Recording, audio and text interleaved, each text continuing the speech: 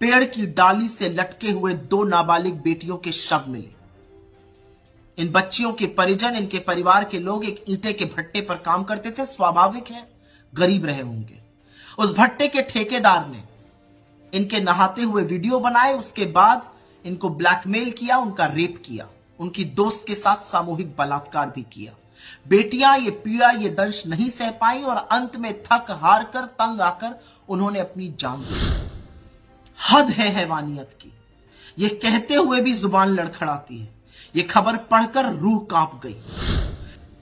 लेकिन कहां है आक्रोश, कहां है गुस्सा, कहां है घृणा? क्या इतना सड़ गल चुका है हमारा समाज? क्या हम चलती फिरती लाशें बन चुके हैं? कानपुर से जो बीते दिनों बच्चियों की रेप का मामला सामने आया था, उस पर कांग्रेस नेता सुप्रिया का बयान सामने आया है। समाज पर बोलती हुई नजर आई। कांग्रेस नेता कहा कि इसके परिजन ईंटे भट्टे पर मजदूरी करते हैं। उनके मुताबिक ईंटे भट्टे के ठेकेदार ने ब्लैकमेल कर बच्चियों का गैंगरेप किया। तंग आकर बच्चियों ने जान दे दी। इसके बाद भी सब चुप क्यों हैं? देखिए कांग्रेस नेता का यह बयान। हद है हैवानियत की। ये कहते हुए भी जुबान लड़खड़ाती है। ये खबर पढ़कर रूह कांप गई। असलियत यह है कि उत्तर प्रदेश के कानपुर में पेड़ की डाली से लटके हुए 2 नाबालिग बेटियों के शव मिले।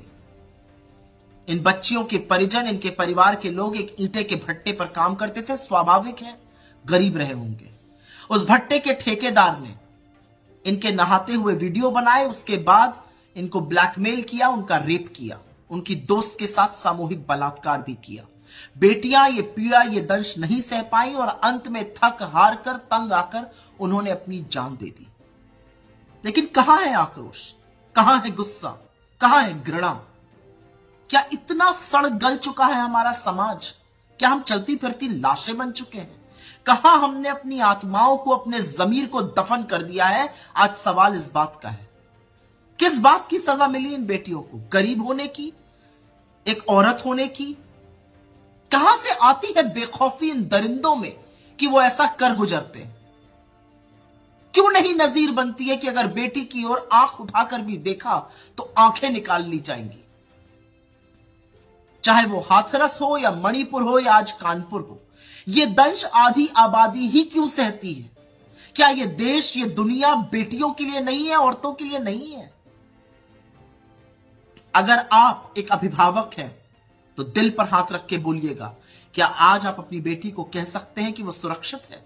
अगर एक महिला है तो क्या आप चुप रह सकती है? और अगर आप एक मर्द हैं तो क्या अपने परिवार की बेटियों को, औरतों को, पत्नी को, बहन को, मां को, अपने साथ काम करने वाली महिलाओं को यह कह सकते हैं कि जो हुआ वो गलत हुआ और वाकई में नजीर बननी चाहिए? अगर आप ऐसा नहीं कर सकते हैं तो आप एक चलती फिरती लाश से ज्यादा कुछ नहीं है। अगर कानपुर की इस दरिंदगी को पढ़ के आपको गुस्सा नहीं आता है तो आप वाकई में मर चुके हैं।